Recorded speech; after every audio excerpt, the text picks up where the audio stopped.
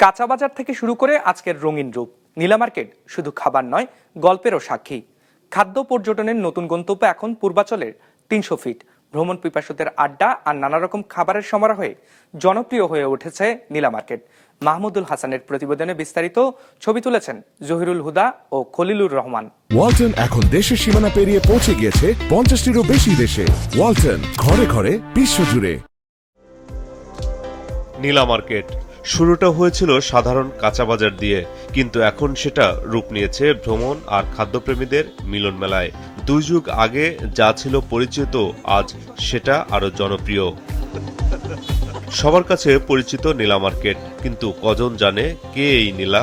চলুন নীলা মার্কেটের নামের পেছনের গল্প শুনি।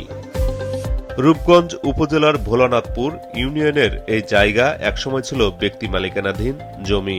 ফেরদৌসী আলম নীলা নামের এক মেয়ের শ্বশুর এই জমিতে ব্যবসায়ীদের জন্য দোকান ঘর তুলে ভাড়া দিতেন। নাম রাখেন পুত্রবধূর নামে নীলা মার্কেট।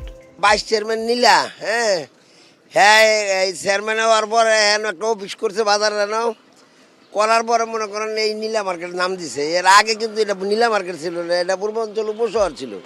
কে এই নীলা? সাধারণ বধূ থেকে রাজনীতিতে নামা, এক সময় পদপান, ওই সময়ের আওয়ামী লীগের রাজনীতিতে পরিচিত হয়ে ওঠেন নীলা নামে। রূপগঞ্জ উপজেলা আওয়ামী লীগের মহিলা বিষয়ক সম্পাদক ও সাবেক ভাইস চেয়ারম্যান নির্বাচিত হন এক সময়।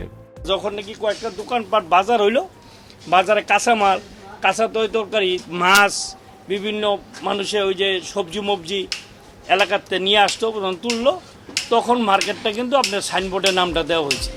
২০১৩ সালের আন্তর্জাতিক ক্রিকেট স্টেডিয়াম নির্মাণের সিদ্ধান্ত হলে জমিটি অধিগ্রহণ করে সরকার। বিনিময়ে নীলার পরিবার পায় রাজুকের প্লট ও ক্ষতিপূরণের অর্থ। তখন অস্থায়ী দোকানগুলো ভেঙেও দেয় কর্তৃপক্ষ। পরে আবারও মার্কেট বসান নীলা।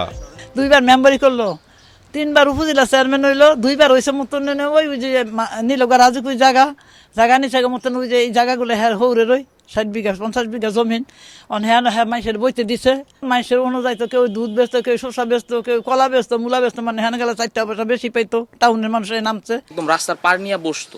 পরে এই কারণে রাস্তার মধ্যে প্রচুর জ্যাম হইতো বা অনেক অ্যাক্সিডেন্টের একটা সম্ভাবনা সৃষ্টি হইতো, যার কারণে ওই অফিস কাকি করলো যে অফিসের আশেপাশে সবার বসার একটা স্থান করে দিছে। যার পরে আস্তে আস্তে ওই জায়গায় আস্তে আস্তে হইতে হইতে জিনিসটা অনেক বড় পর্যায়ে অনেক মার্কেট টাইপের হয়ে গেছে। এইভাবে জিনিসটা মানে নীলা মার্কেটটা তৈরি হয়েছে। এক ব্যক্তির নামে গড়ে ওঠা এই মার্কেট এখন ব্র্যান্ড। ৩০০ ফুট সড়কের পাশে নীলা মার্কেট শুধু এখন বাজারই নয়, এটা হয়ে উঠেছে মানুষের আড্ডা, খাবারের গন্তব্য আর ভ্রমণ পিপাসুদের জন্য একটি বিশেষ স্থান। মাহমুদুল হাসান, বিজনেস রিপোর্ট, মাছরাঙা টেলিভিশন।